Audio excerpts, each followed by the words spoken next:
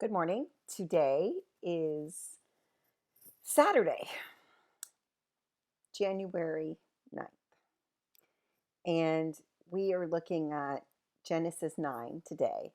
Today we'll finish up the flood story and the covenant between God and Noah and get into a little bit about Noah's life and the first narrative told after the flood when God remakes the world. So let's get started. Genesis chapter 9. In Genesis chapter 9, it's basically, for all intents and purposes, separated into two parts. And when you read this chapter, what you get is verses 1 through 17 about the end of the covenant, the end of the story of the Noah and the ark. And then you get 18 through 28, the story about Noah and his sons, Shem, Ham, and Japheth, who I'm going to be calling Jeff from now on, because Shem and Ham get easy names, and then there's Japheth. Too many, like T's and H, a P's and H. I'm going to call him Jeff. So Shem, Ham, and Jeff, and the situation with them. They are the ones who populate the earth, apparently. And Noah becomes a farmer, grows a vineyard, makes wine, gets drunk, ends up naked, and Ham sees him and tells his brothers, and they back it up and cover him without looking at him. And then there's this curse. So we're going to explain that. We're going to get into that. But let's start with the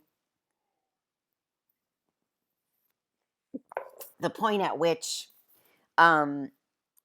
the chapter begins in the priestly voice. It's the priestly voice here, and you have the covenant. Covenant is so important to the priestly voice. The covenant. This would be the covenant that God makes with Noah and puts the bow in the sky. And this is what God says. When I bring clouds over the earth, and the bow is seen in the clouds, I will remember my covenant that is between me and you and every living creature of all flesh, and the waters shall never become a flood to destroy all flesh. When the bow is in the clouds, I will see it and remember the everlasting covenant between God and every living creature of all flesh that is on the earth.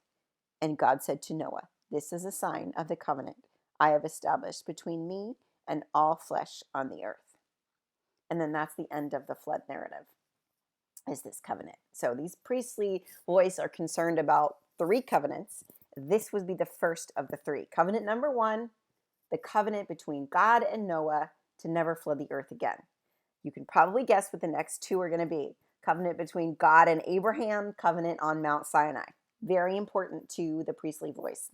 And the establishing of the order for cultic, practices in the temple and the things that the priests would be overseeing. And this is their emphasis about who God is, their theology. And then the Yahwist voice begins when the narrative starts about Shem, Ham, and Jeff.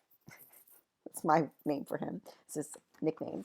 And this is what we see. Noah makes the wine, drinks the wine, gets drunk. And then it gets interpreted throughout history that Noah is a drunkard. Well, he is not a drunkard before this because he has not made a vineyard beforehand. This is the post-flood era.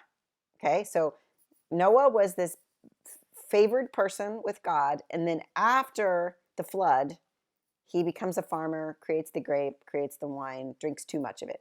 And the word actually in Hebrew really means he drinks his fill. But apparently it makes him sleep so deeply that he sleeps naked. And nakedness apparently is some kind of negative thing. This whole story, if you've read it, you know that he's naked and Ham sees him. And then Ham tells his brothers, the brothers come in and cover him up, but they don't look at him. They back themselves up with a garment and throw it over their father. When Noah wakes up, he realizes what happens, and he curses Ham's son, Canaan. This is all political. This is a political statement written in the Bible to justify the relationships or lack thereof between the Israelites and the Canaanites. It's been interpreted to support things like slavery in the New World back in the day, and it's been interpreted to do all kinds of evils towards separating peoples. But really, what it really meant was it was a geopolitical situation about the Canaanites and the Israelites.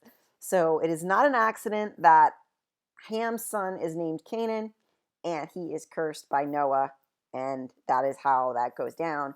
And it is a very political statement that is written down in here to justify the Israelites being over and against the Canaanites. And that's it. It's a strange story, and I know when you read it, you can't really make heads or tails of it, because we don't have any other background about what nakedness meant, except for maybe Genesis. They were aware that they were naked and they covered themselves. But it just seems to me to be a very odd story, a very, very odd story about, who's in and who's out. And if you're confused about it, I think that's the answer to this, is the story that they put in there so that they could say that the Canaanites were bad and the Israelites were good, which is something they needed perhaps to keep the group together. It helps to have an enemy, right, to unify the group that you're trying to,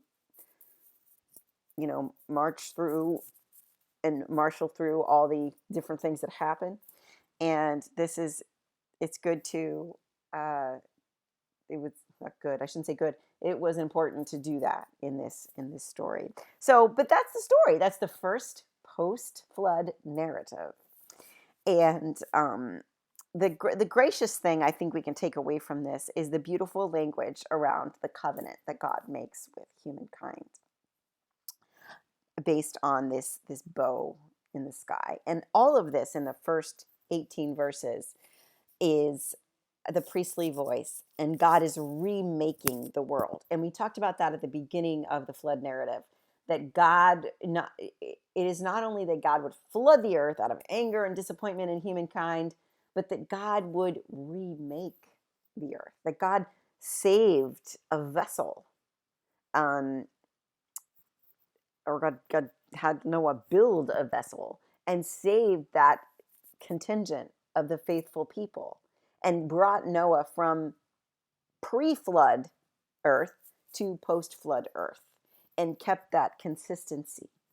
That is the grace, that is the love that God has for humankind. I'm going to save you out of this, is the theological emphasis that comes out of this. And this is the culmination of that remaking of the creation, that I wanted this to be good for you, and you messed it up, so I'm going to make it again for you. Ooh, that's a different way to look at it, right? It doesn't seem like an angry, punishing God. It seems like a God who's like, I've got to fix this for these people. I've got to make it better. I've got to be, that's the hospitable God, the God of grace, the God of mercy. And so I hope that you will bring the God of grace and mercy into your life in the new year through chapter 9 in Genesis. God bless you.